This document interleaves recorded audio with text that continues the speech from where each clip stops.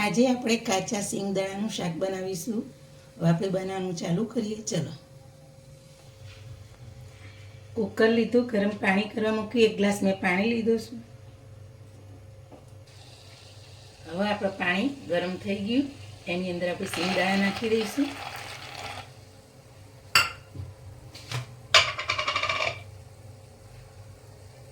થોડું અંદર મીઠું નાખીશું.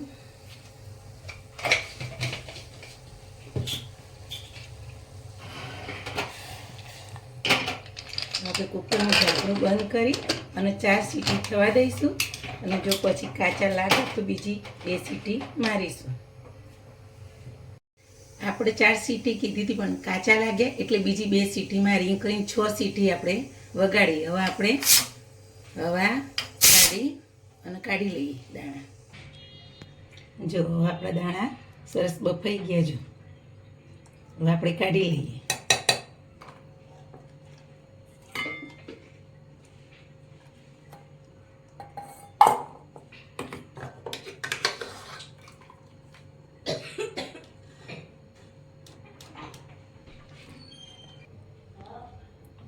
હવે આપણે ગેસ ચાલુ કરી અને તે નોનસ્ટિકની મેં કઢાઈ મૂકી જાડિયા તળિયાવાળી.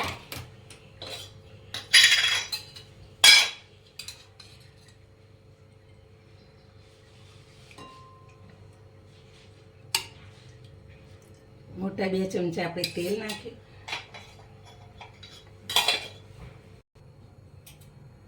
હવે આપણે અડધી નાની ચમચી જીરું નાખીશું. ચપટી હિંગ નાખીશું. પછી 2 કટ કરેલી નાની ડુંગળી નાખીશું.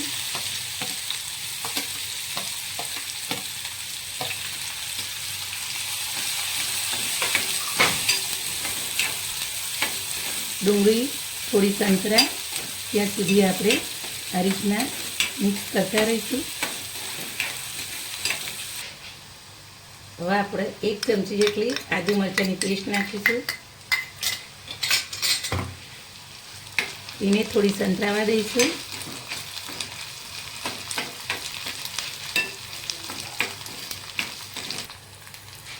હવે 2 કટ કરેલા આપણે ટામેટાં નાખીશું.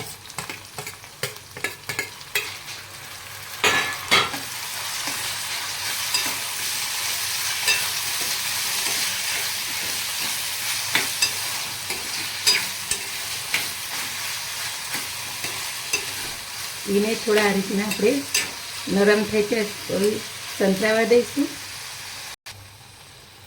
હવે આપણે મસાલા કરી દઈશું. અડધી નાની ચમચી હળદર નાખીશું. અડધી લાલ મરચું નાખીશું ચમચી. 1 ચમચી ધાણા જીરું નાખીશું.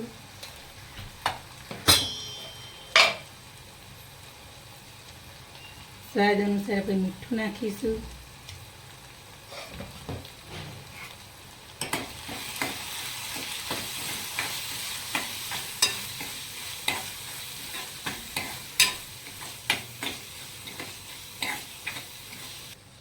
એક નાની ચમચી આપણે કિચન કિંગ મસાલો નાખીશું.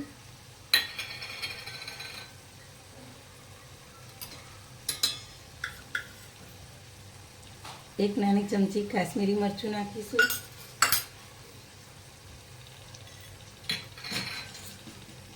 એક નાની ચમચી આમચૂર પાવડર નાખીશું. બધું મિક્સ કરી દઈશું આ રીતના.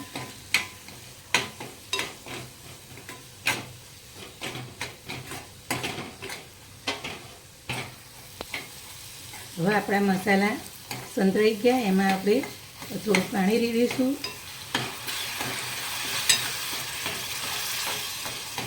આપણે અડધી વાટકી જેટલું પાણી નાખીશું. હવે ગ્રેવીના ઘડીક આપણે થવા દઈશું.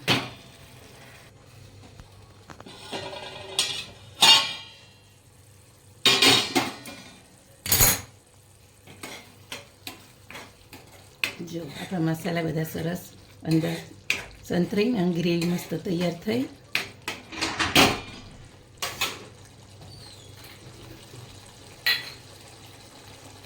હવે એની અંદર આપણે થોડી કસ્તુરી મેથી આ રીતના મસળીને નાખીશું.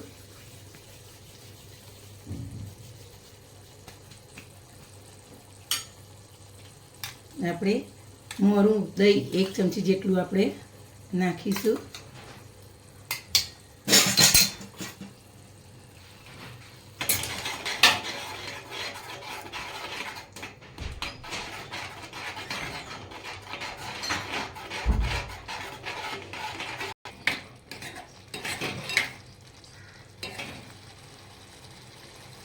હવે આપણે મેં સિંગદાણા નાખી દઈશું.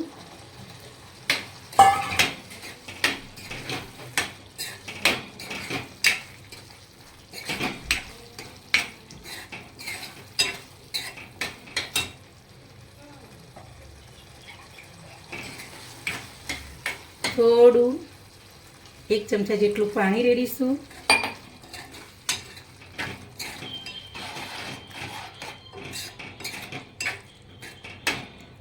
પાંચ મિનિટ આપણે અંદર થવા દઈશું. હવે આપણે જોઈ લઈશું આપણું શાક. જો સરસ તેલ છૂટું પડી ગયું.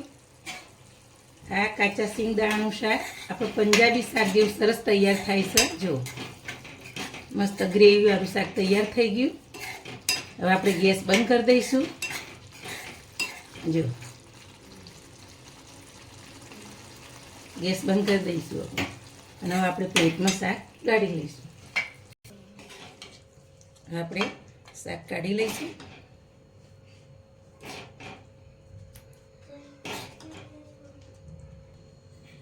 હવે આપણે ઉપર કોથમીરથી આ રીતના ગાર્નિશ કરીશું.